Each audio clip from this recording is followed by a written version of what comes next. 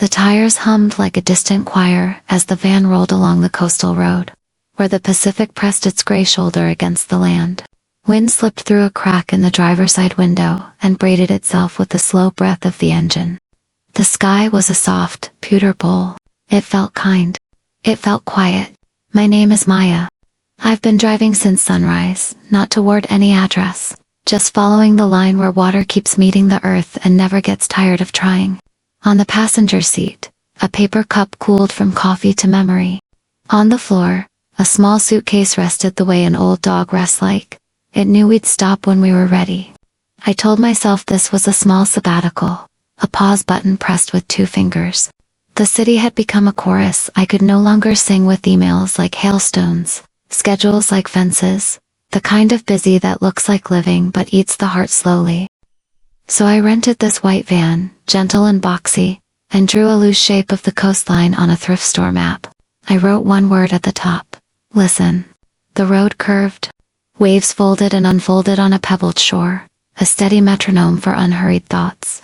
I lowered the window an inch more. The scent of salt and wet cedar slid in, cool as a clean sheet. Far ahead, gulls stitched small white commas across the air. A wooden sign flashed by Moonlight Cove to me on disappeared like a shy idea. 2 more miles, I told the van, because it felt good to talk out loud to something that never argued. Somewhere around then, I saw the dog. Ragged fur the color of driftwood. A thin red collar. He stood by the mile marker as if waiting for someone to remember. When I slowed, he didn't run. He just blinked, once, with the kind of calm you can only learn from weather. I pulled to the shoulder. The van exhaled. The ocean kept speaking its single fluent sentence. Hey, I said, stepping out.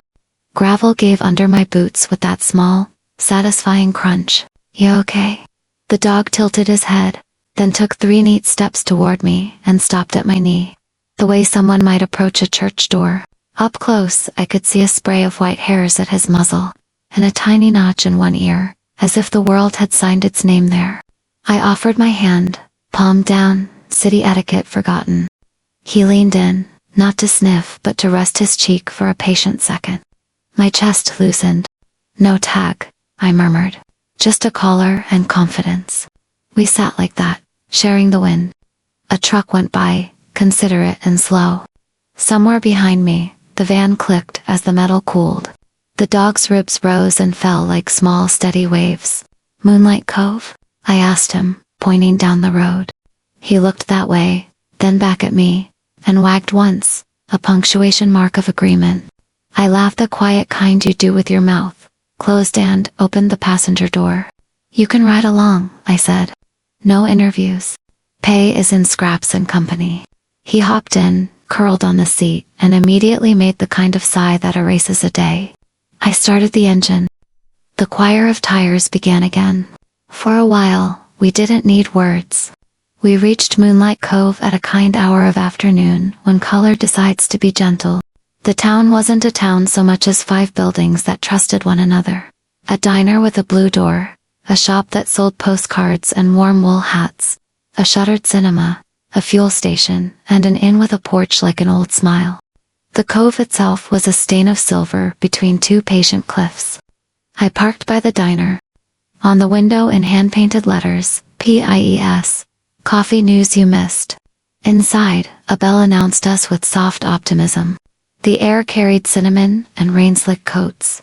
The dog followed at my heel, choosing a quiet patch of floor beneath a fern like he'd been there in another life. The woman behind the counter had hair the color of late wheat, and eyes that had seen the exact size of many people's sadness. Afternoon, she said. 2 souls or 1? 2, I answered, surprising myself with how easy it was to count the dog as a soul, and a very patient appetite. She nodded once, approving, as if I'd passed a test. I'm Loretta. Coffee's kind. Pie is kinder. What brings you through? Listening, I said, and felt shy about it, until she smiled like she'd heard that word before and liked it. She poured coffee that tasted like a warm porch light looks. I took a seat by the window. The dog arranged himself so he could see both the door and the ocean. The bell chimed as a couple sailors came and went, shoulders wet with a story the sea had told them in private. On the far wall hung a corkboard labeled "If you're lost, take what you need." It held paper slips with things like a recipe, a bandage, a nap. Loretta set down a slice of apple pie with a pastry lattice neat as a small bridge. "For your friend," she said, placing a bowl of water under the table. The dog drank and then put his chin on my boot. Permission to stay granted and requested in one motion. "Does he have a name?" she asked.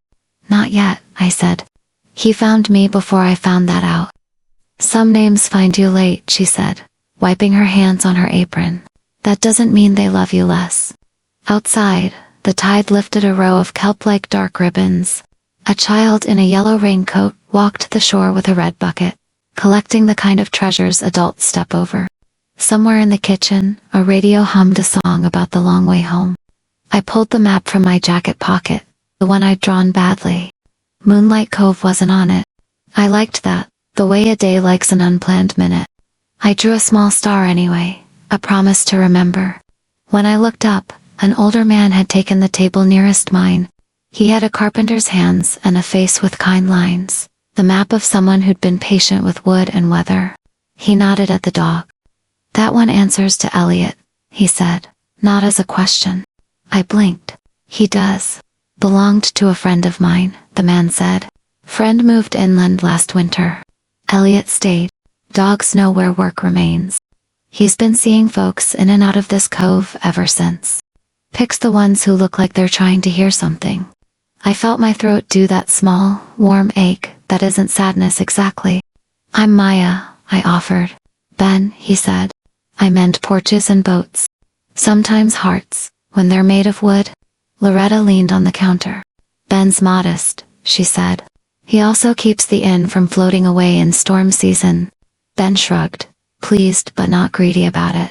"If you're looking to park somewhere quiet, the inn's lot is level, and the pines keep the wind in its manners. There's a trail to a lookout. Good place to listen." The word landed like a feather, exactly where I'd hoped. "That sounds right," I said. When we left the diner, the cove had shifted to a dusk made of lavender and ash. I drove the van behind the inn to a small, tidy space where the earth seemed to have practiced being still. Ben showed me the trailhead with a carpenter's careful finger. 15 minutes, he said. 2 if your heart is loud and you need to walk faster. I took the trail with Elliot padding beside me, paws finding the quiet parts. The path rose through pine and salal, the ground soft and good to the knees. When we reached the lookout, the horizon had turned into a silver line that knew exactly what it was doing. We stood there a long time without hurrying. The ocean repeated itself in 100 different ways. I let the wind edit my thoughts until only the kind ones stayed.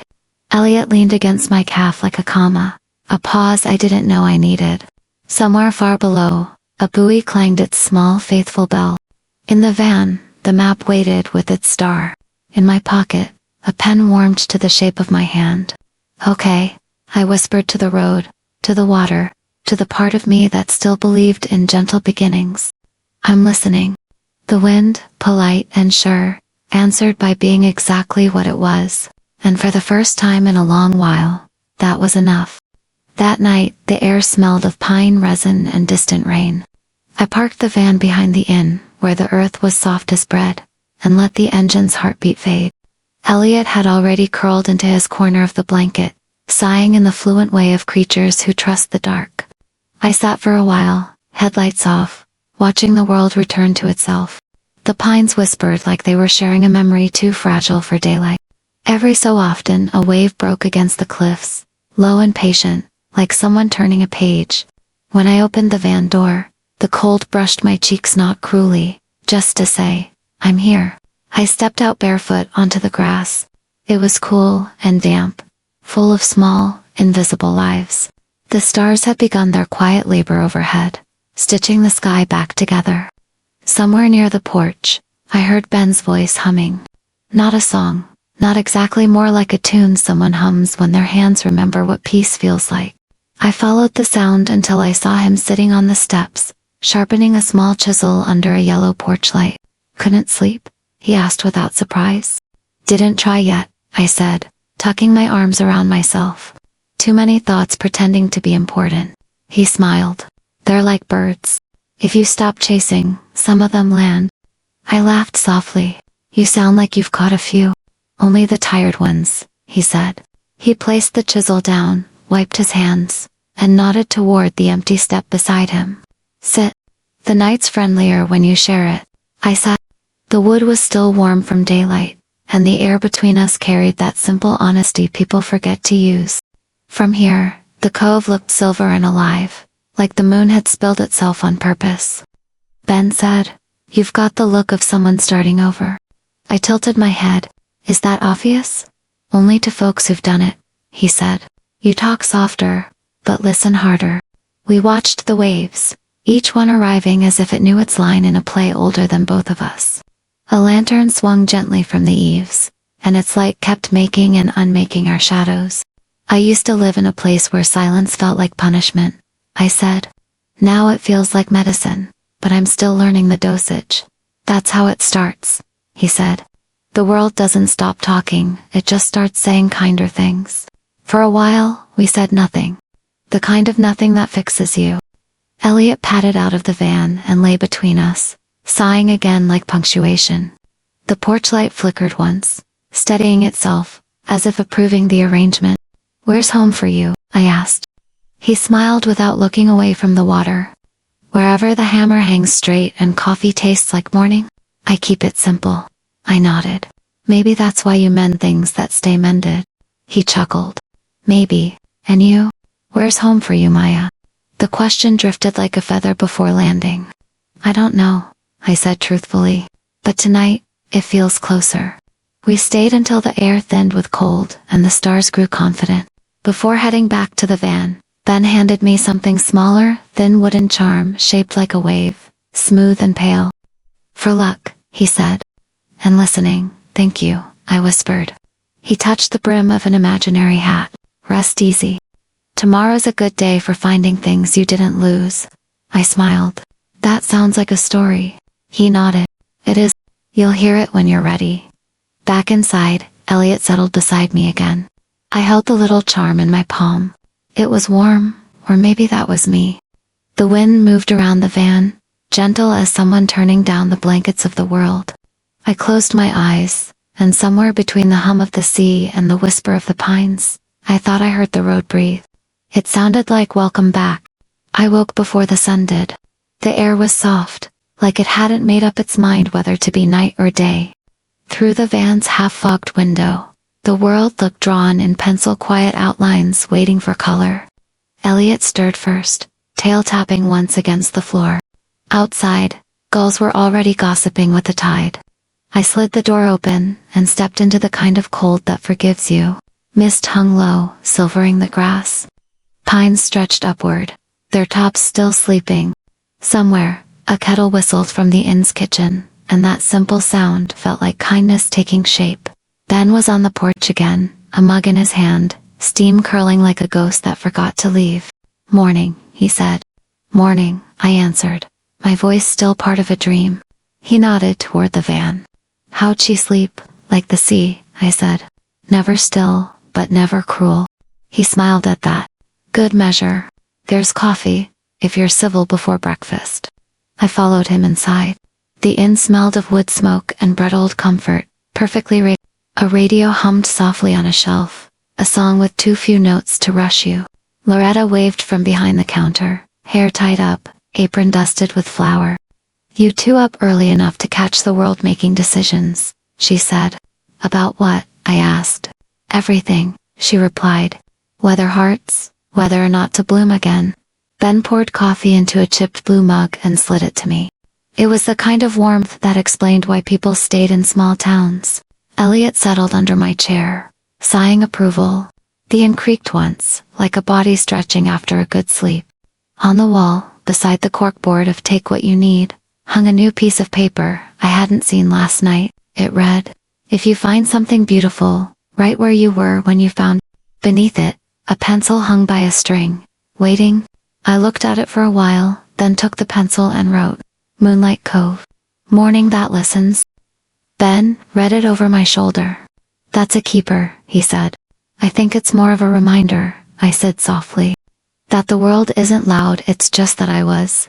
He nodded, eyes on the window where the mist began to lift.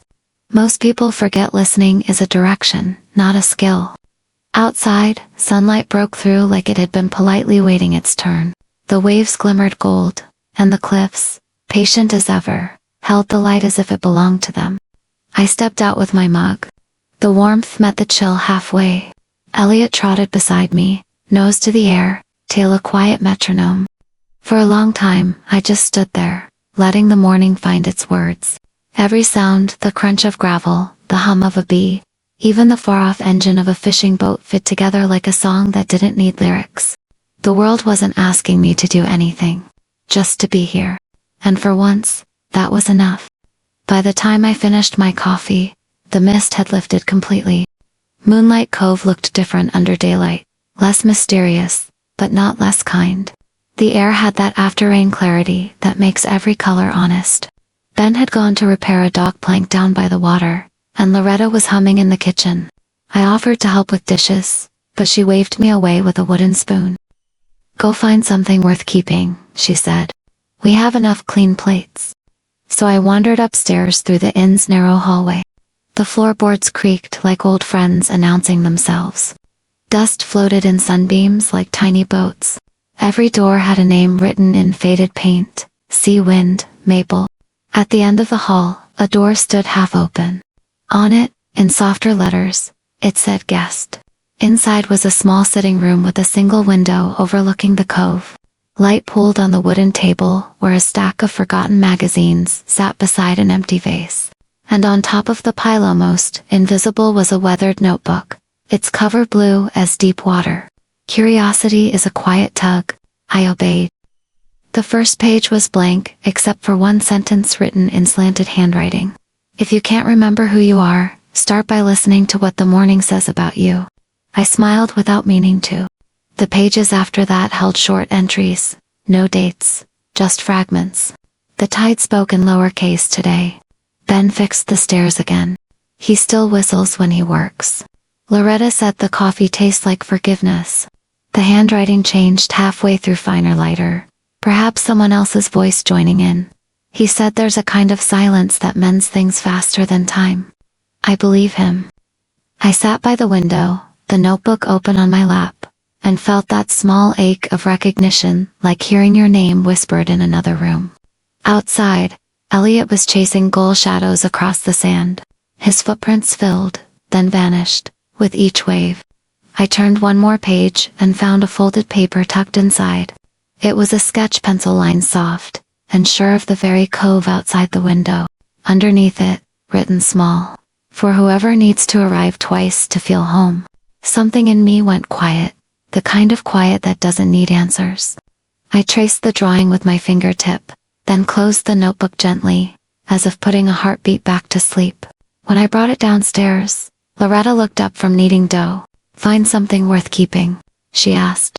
"Yes," I said. "But I think it wants to be kept here." She nodded. "Some stories just like staying put.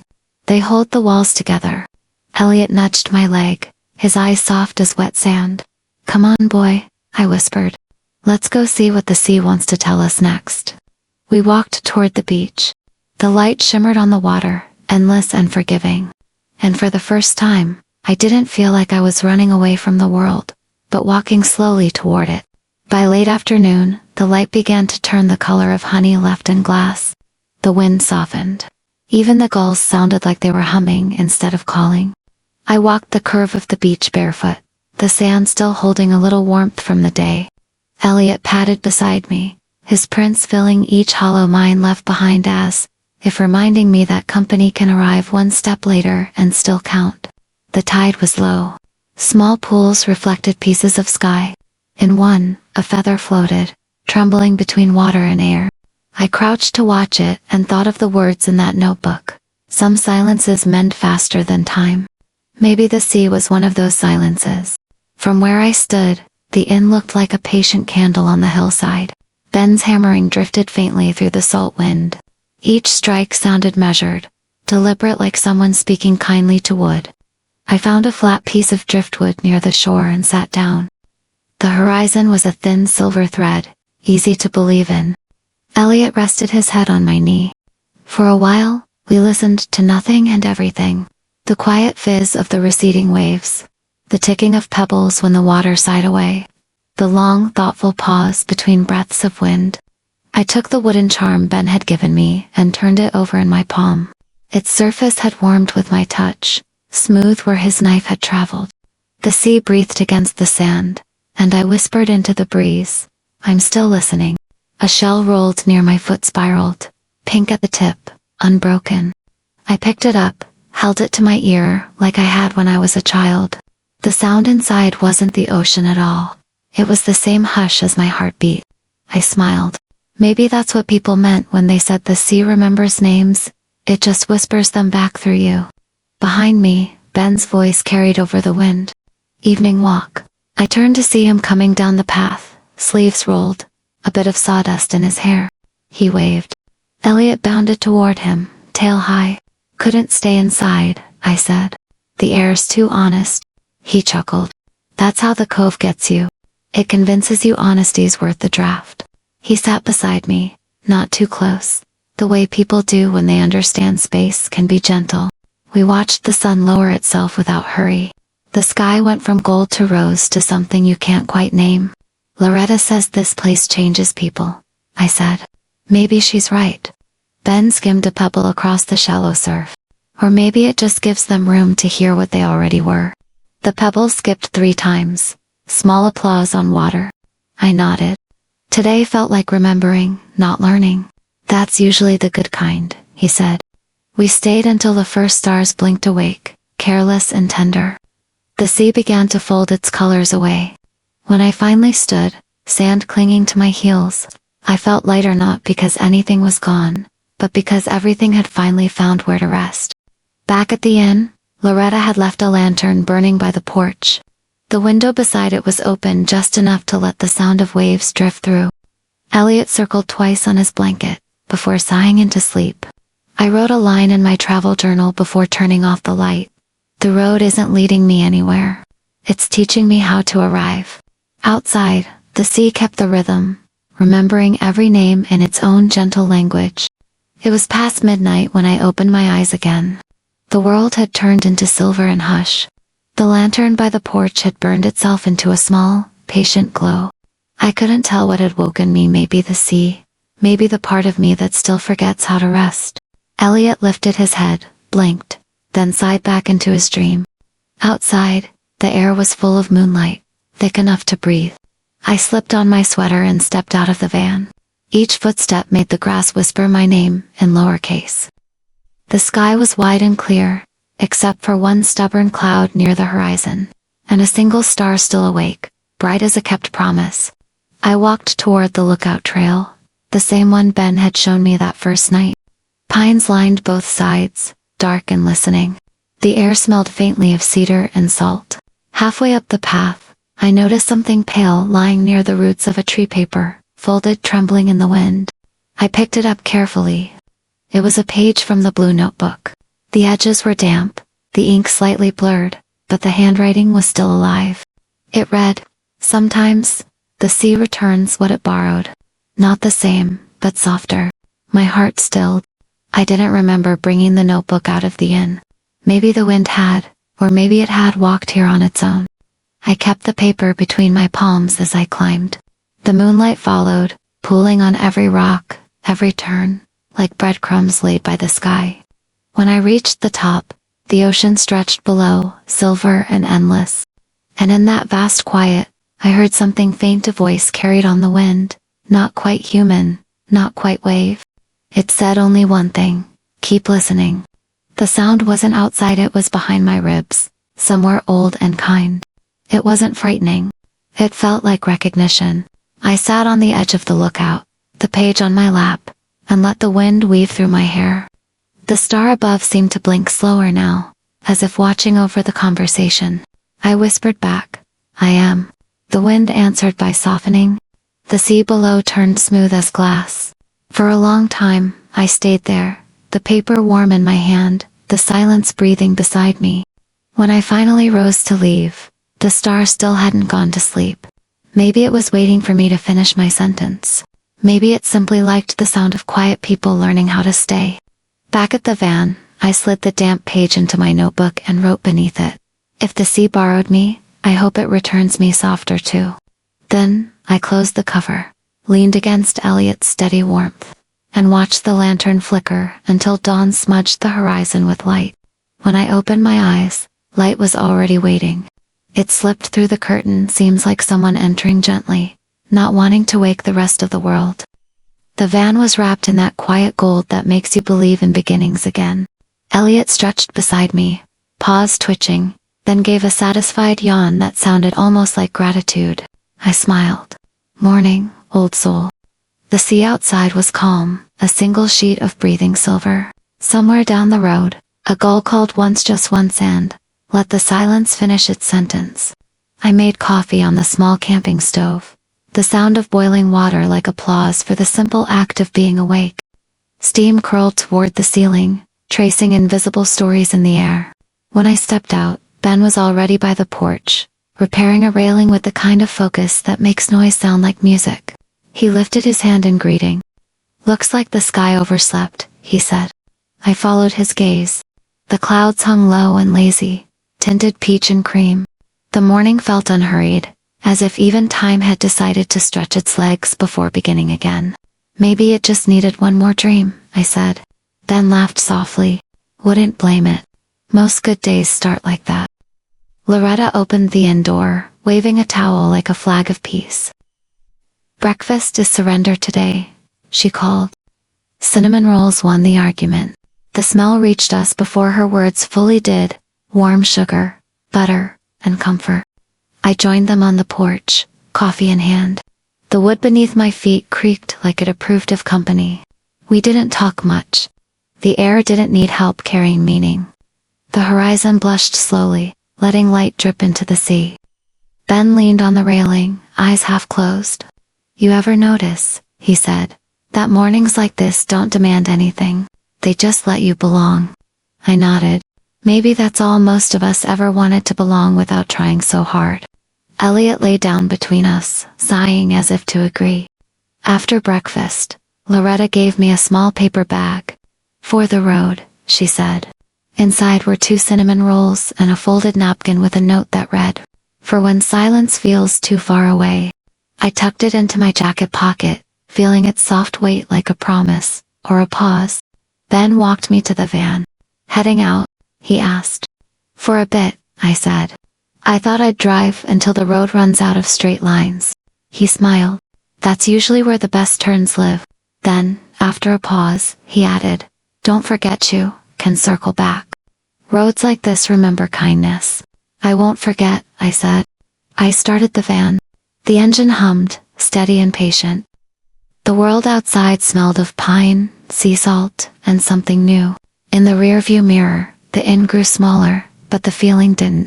It stayed a soft gravity, somewhere behind the ribs. The sky above moved slow, as if it had decided that hurrying was overrated. And as the first song of the day began to play on the radio, a quiet piano, nothing more, I realized I wasn't searching anymore. I was simply listening, and that was funnily enough. The road unfurled like ribbon under morning light.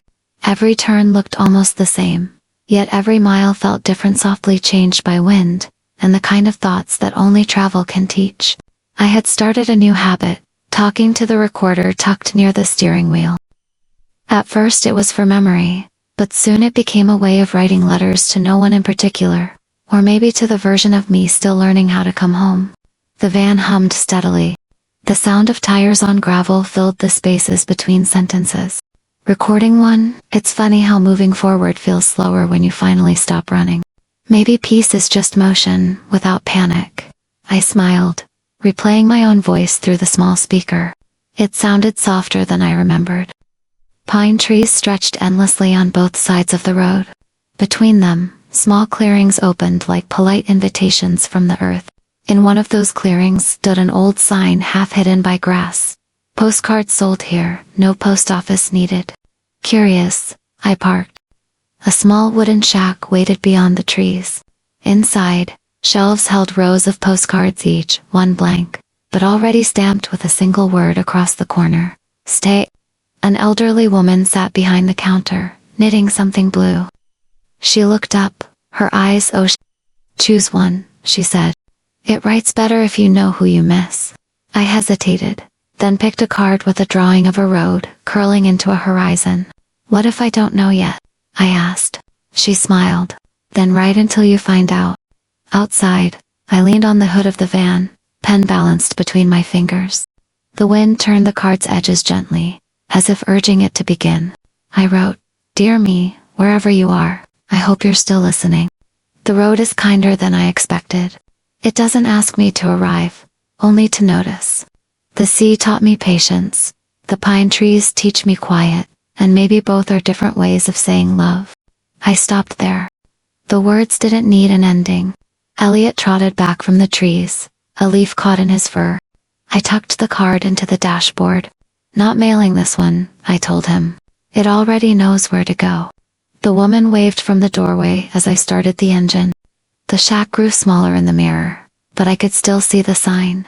The words stay glowing faintly against the green. I pressed the recorder again. Recording to maybe staying isn't about standing still. Maybe it's about bringing the quiet with you.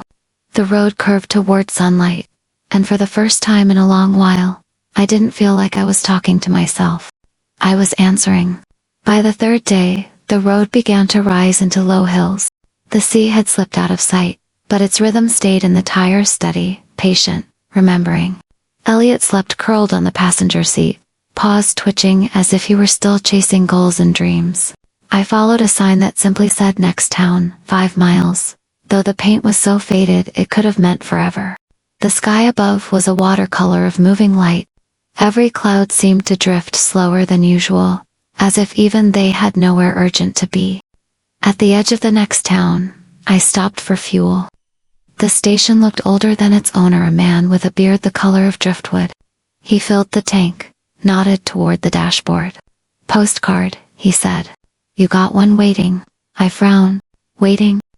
He pointed to a corkboard nailed beside the window. Among business cards and yellowed flyers hung a single postcard, pinned by a seashell. The handwriting on it was mine.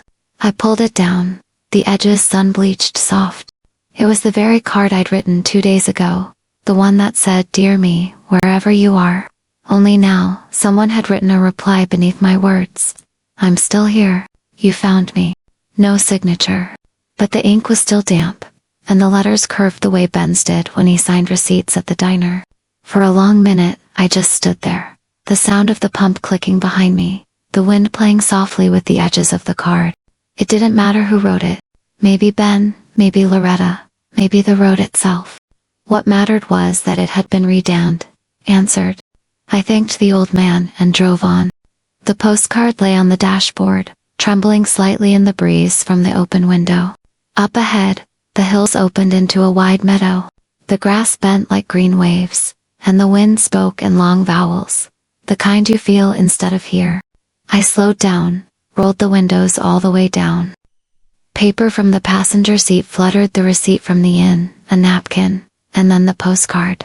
It lifted once, caught the light, and drifted out through the window. Not flying away, but joining the air, like it finally knew where to go. For a moment I almost reached for it. Then I laughed, letting it go. Maybe that's what letters were meant for, not to keep, but to release once they've been understood. Elliot stirred, pressed his nose against my arm, and sighed. I whispered, We got our answer, didn't we? The wind moved through the van, warm and endless, and somewhere between the fields and the sky, I felt the road exhale. Not ending, just beginning a quieter chapter. Evening found me before I found it. The sky had turned to gold bruised with lavender, and the horizon shimmered like a secret kept too long. The air smelled of pine and something familiar like memory choosing to stay a little longer. I didn't plan to turn back. But when the road curved inland, my hands did it on their own. Maybe some roads don't lead away. They circle, quietly, back to where you finally understand. The van hummed like a song I had already learned. Elliot sat upright now, watching the world roll by with that patient wisdom only animals have. When I reached Moonlight Cove again, the light was soft enough to touch. The inn still leaned gently against the hillside. The porch lamp was on, though it was still dusk-like. It had been expecting company. Loretta stood by the doorway, apron dusted with flour. Back so soon? She asked, smiling. Maybe I never really left, I said. She nodded, as if she'd been waiting for that answer. Dinner's kind, same as before. Inside, the diner smelled like cinnamon and sea salt. Ben was at the corner table, sanding a piece of driftwood. When he saw me, he didn't look surprised. He just looked relieved in that quiet way people do when they don't need words. You found your road? He asked. I think it found me, I said. Then showed me I'd been walking it all along. He smiled. That's usually how the good ones work. I took a seat across from him. Elliot curled up under the table, as if resuming a paused dream. Loretta brought us soup that smelled of thyme and small mercies. Outside, the sea repeated itself against the shore. Inside, the walls held that same kind of rhythm, steady, forgiving. Ben reached into his pocket and placed something on the table. The postcard. The one that had flown away. I found this near the dock this morning, he said. Guess the wind wasn't done delivering. The edges were damp, but the words still shone. I'm still here. You found me. I turned it over. On the back, in faint pencil, someone, maybe him, had added, home isn't where you stop. It's the place that waits quietly until you remember. For a long time, we didn't speak. The world didn't ask us to. It just breathed with us, the waves, the lamps, the ticking clock behind the counter. When I finally stepped outside, night had folded the town into velvet. The stars looked closer than before. I stood at the edge of the cove, the same spot where everything had begun. The tide reached forward, then retreated, like a heartbeat learning patience. I whispered, I'm listening. The sea, steady and sure, whispered back, welcome home. And for the first time, I believed it.